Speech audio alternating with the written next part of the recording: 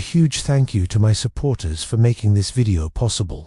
The year is 804, and you find yourself nestled in the cool grass under an oak tree somewhere in northern Germany. It's been a long journey for your people, the Saxons, who have finally come to rest after being chased across the Weser River by the forces of Charlemagne. You look around at your fellow Saxons. Who are these people? Where do they come from? And how did they get here?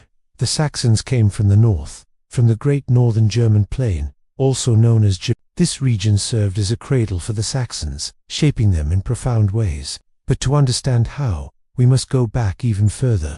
The Saxons were latecomers to the historical stage, first emerging from the marshlands and forests of northern Germany during the early centuries of the Common Era.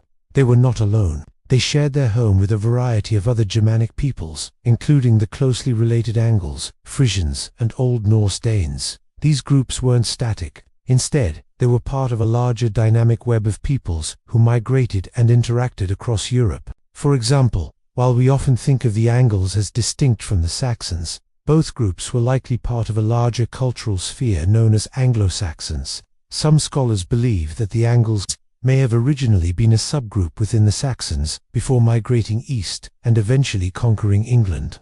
But as the centuries passed, the Saxons began to take shape as a distinct people in their own right, and we can see this partly through their homeland. But what was that homeland? There isn't just one answer to this question. In fact, the Saxons had three interconnected regions that played crucial roles in forming their identity. First, there were the boggy lowlands of Holstein. Here, the Saxons lived along the shores of the Baltic and North Seas, where life was marked by the rhythms of the tides and the bounty of the sea. This coastal region was not only a source of sustenance, but also a gateway to the wider world, facilitating trade and interaction with neighboring cultures. Second, there were the rolling hills of Westphalia, where the Saxons raised their cattle and farmed the land. This pastoral landscape shaped their traditions and way of life. And finally, there were the heathlands of Lower Saxony, where the Saxons built their villages and defended their homeland. This region's open spaces and natural barriers fostered a sense of community and independence.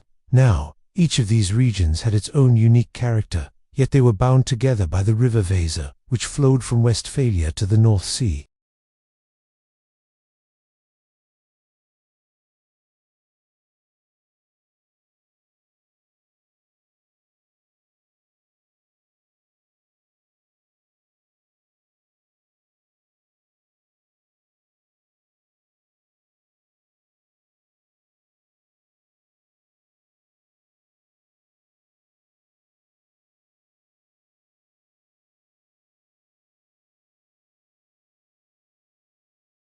Similarly, the river's numerous tributaries may have facilitated communication and trade between different parts of Saxony, contributing to the region's internal cohesion. Even the Saxon warbands drew their numbers from all three regions, highlighting their interconnectedness.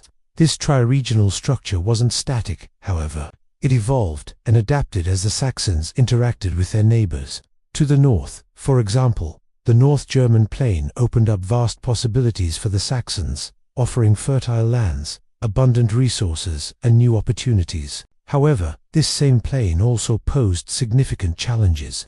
Its flat terrain and lack of natural barriers made it vulnerable to outside influences and potential invasions. To address this, the Saxons developed a strong military culture, forming highly disciplined warbands that could effectively defend their homeland. Moreover, the North German plain's strategic location along important trade routes gave the Saxons access to a wider network of exchange. This exposure to other cultures brought both benefits and challenges. On one hand, it facilitated the adoption of new technologies and ideas. On the other, it meant that the Saxons were not isolated, but instead were part of a larger European context.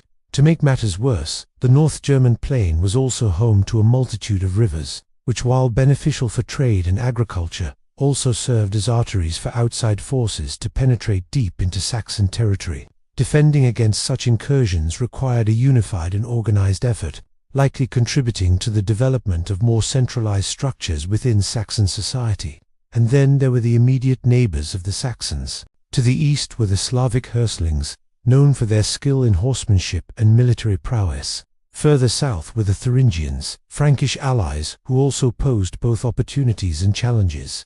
To To the west across the Rhine River were the Franks, and it was with them that the Saxons would ultimately align themselves, though not without a struggle. As the 8th century progressed, the Franks, under the leadership of Charles the Hammer, grew in power and influence. They sought to expand their domain into Saxon territory, motivated by a combination of factors ranging from securing their eastern borders to spreading Christianity. In response, Saxon leaders like Widukind formed alliances with neighboring tribes, mustered their war bands and fought back. Battles like the ones at the River Bidder and near the Eresburg forest saw the Saxons display their military prowess. Yet despite their victories, defeat loomed on the horizon. By 802, the Frankish army under Charlemagne's son, Pepin the Short, had gained the upper hand. Key Saxon leaders had converted to Christianity, and the tide was turning. As the pressure mounted, Saxon leaders realized that they were at a critical juncture. They could continue resisting, but the outcome seemed increasingly uncertain. Or they could negotiate for favorable terms, hoping to secure a better deal. So they did the latter, agreeing to submit to Charlemagne's rule. However, it's essential to remember that this was not an unconditional surrender. Saxon leaders like Widukind had demonstrated their ability to lead their people in war, and they wanted to retain at least some of their power. The result was a negotiated settlement.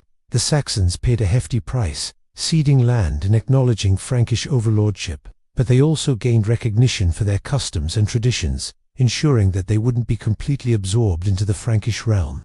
In essence, Saxon leaders had managed to transform a humiliating defeat into a more palatable outcome, showcasing their skill in statecraft and diplomacy. But how did this submission change the Saxons? In the aftermath of their submission to Charlemagne, the Saxons found themselves integrated into the Carolingian Empire, an extensive network of territories ruled over by the Frankish dynasty. This integration had far-reaching consequences for Saxon society, affecting everything from their political structure to their religious practices. One of the most significant changes was the establishment of bishoprics within Saxony. These bishoprics represented the growing influence of Christianity in the region. Figures like Bishop Ansgarius in Sturm, along with the missionary activities of monks such as Sturm, played pivotal roles in converting Saxon nobles and commoners alike. This shift had profound implications. The introduction of bishoprics brought a new authority into Saxon society, one that was separate from and in some ways rivaled the traditional powers of the nobility. As Christianity took root, it not only reshaped religious beliefs, but also influenced the very fabric of Saxon life. Monasteries became centers of learning, preserving ancient texts and fostering education. At the same time, the pressure to convert led to tensions and conflicts. While some Saxons embraced Christianity, others resisted, clinging to their traditional beliefs. This internal struggle mirrored the broader power struggle between the old and the new. Yet it wasn't just about imposing a new religion. The Carolingian Empire, with its emphasis on centralized authority and administrative efficiency, brought sweeping changes across its domains. This imperial framework sometimes clashed with traditional Saxon institutions. The empire's legal system, for instance, might have conflicted with customary Saxon law, leading to adaptation and negotiation rather than complete replacement. Furthermore, the empire's efforts to promote literacy and education, while beneficial in the long run, may have initially been met with resistance from a predominantly rural and orally focused Saxon population. The process of integrating the Saxons into the Carolingian Empire was complex and multifaceted. It involved not just a change in religion or the imposition of new laws, but a fundamental reshaping of the social, cultural, and political landscape.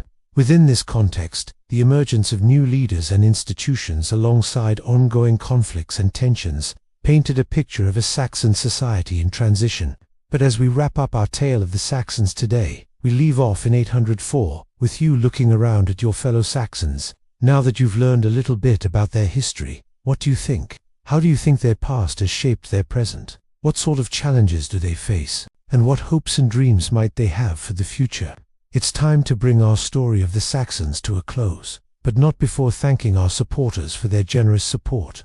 If you too want to help support this channel and its production of engaging historical content, you can check out our support page. Your support will ensure that we can keep bringing history to life for everyone. Thank you for watching and joining us on this journey through time. And until next time, stay curious, stay engaged, and keep exploring the captivating annals of history.